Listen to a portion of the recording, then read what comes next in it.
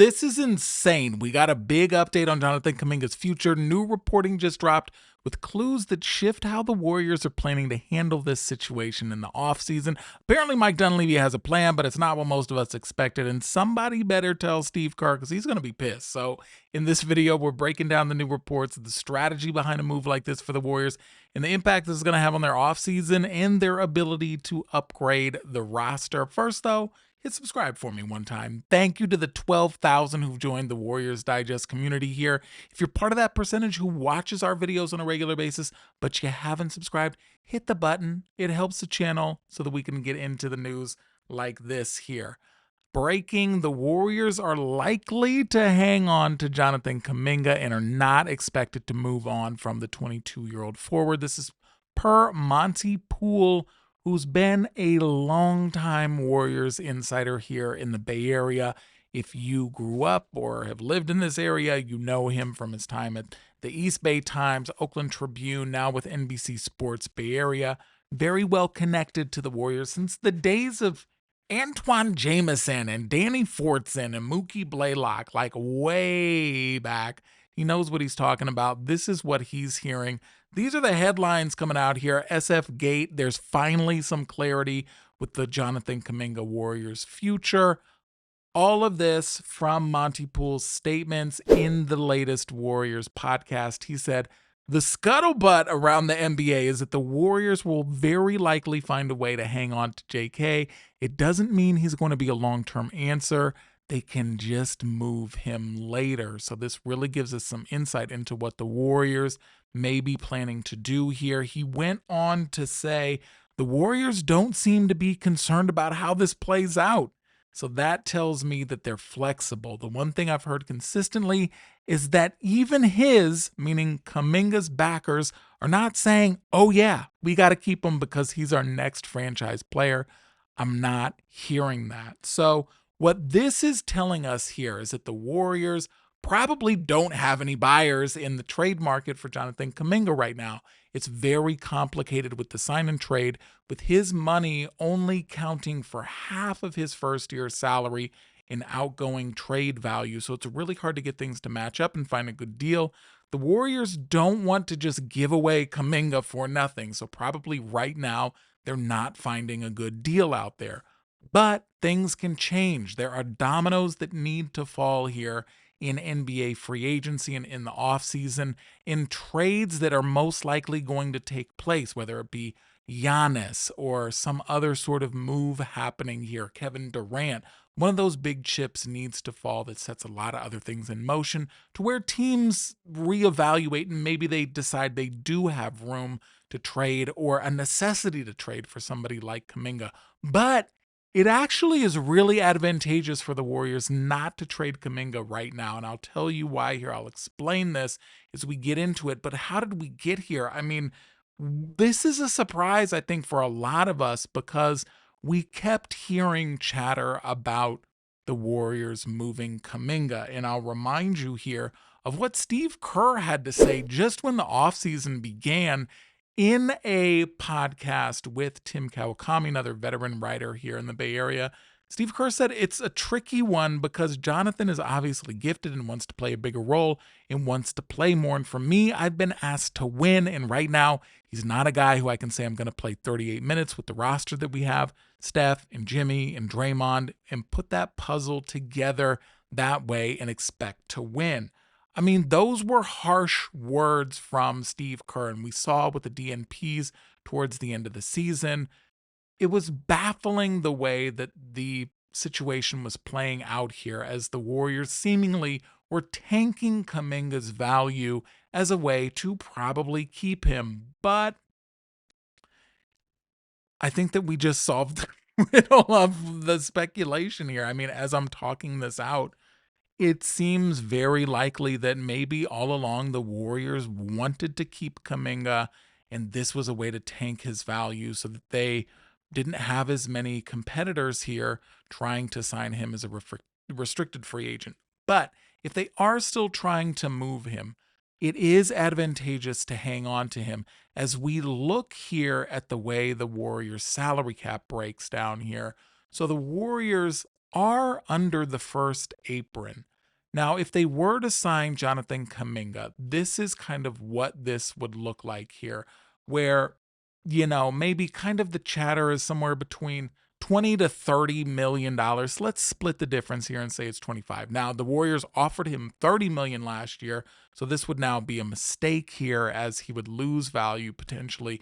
But in a deal here, if the Warriors were to sign him to a contract like this and try to trade him right now in the offseason, he'd only be worth half the value, so $12.5 million outgoing, which makes it harder to land a big star who's going to make a difference on the roster. Now, come December, he will count for the full value of his first year. So you can then easily start to put some more pieces together to trade for a bigger name. Right now, if you're going to make a trade with Jonathan Kuminga on a sign and trade, and say you give him that $25 million a year and he only counts for 12.5 going out, you're going to need to give up more assets to get the trade values to match going out. So you're going to have to give up somebody like Moody, who has an $11 million contract. When we look here at the way that the cap breaks down here, you can see the most expensive assets that the Warriors have, they are not moving. I mean, Steph obviously not getting moved. Jimmy most likely 99% probably not getting moved here unless it's in a deal for a Giannis and it's some sort of way that the Warriors can make the contracts match. Draymond Green, there's a lot of chatter about him being potentially included in trade rumors. I don't buy any of them. Dre is sticking here. So the next logical option, your biggest contract here to combine with Kuminga to make it valuable enough would be Moses Moody. And now maybe the Warriors don't want to give something like that up. Maybe the Warriors aren't getting any offers for Kuminga. And so they're like, look, we're going to hold on to him. We're going to keep him around until December when we can trade him for the full value of that first year. And also maybe when the market changes, things will happen. Injuries will happen in the NBA. Teams will be making an unexpected run. Teams will be unexpectedly sucking. And so they will be looking to make deals. You could have disgruntled stars. I mean, look at the situation with how the Warriors got Jimmy Butler. Completely unexpected. You never know what's going to be happening there in December when he turns into a full value contract. But also there are some really interesting things here, and that the Warriors, don't forget, they have trade exceptions that they gained in the Jimmy Butler trade at the deadline that they can also use to sweeten the deal to absorb a bigger contract. So you've got almost $11 million you can add into a deal with Kuminga. Say Kuminga is signed for $25 million. You wait until after December to trade him. You include those trade exceptions. Now all of a sudden you've got a guy who's worth 35, 40 million, not to mention any other contracts that you could add in there.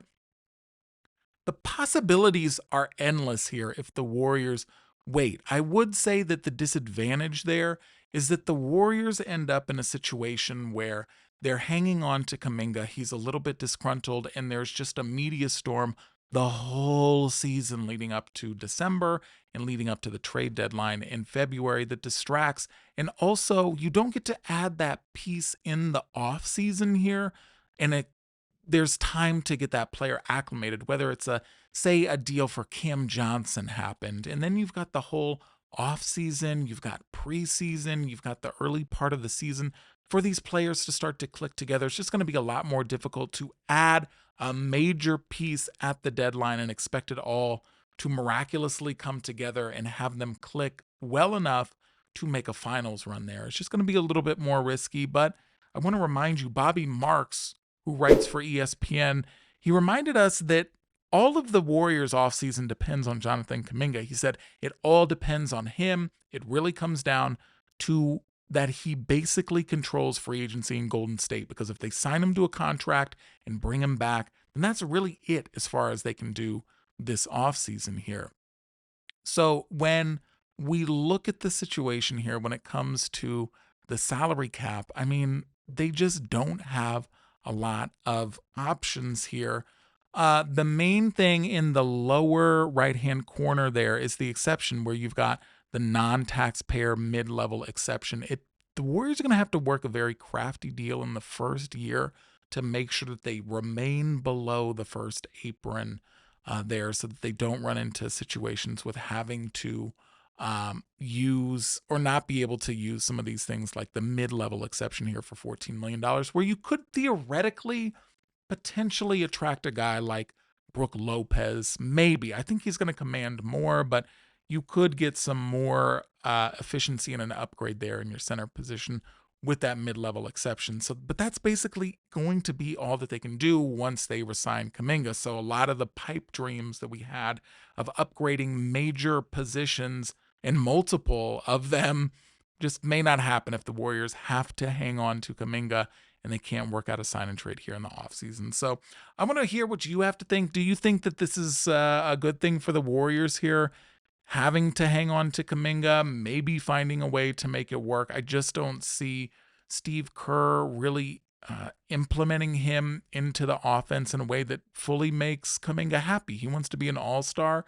Steve Kerr wants him to play a very hyper-specific role on this team and wants him to be kind of that energy 3-and-D Sean Marion type of forward. And I just don't think that's what Kuminga is looking for. He wants to be more of an offensive focal point at this point in his career and prove that he can do that. You tell me how you think this is all going to play out, because it's going to be fascinating the rest of the offseason. And until then, I'll talk to you tomorrow. Peace.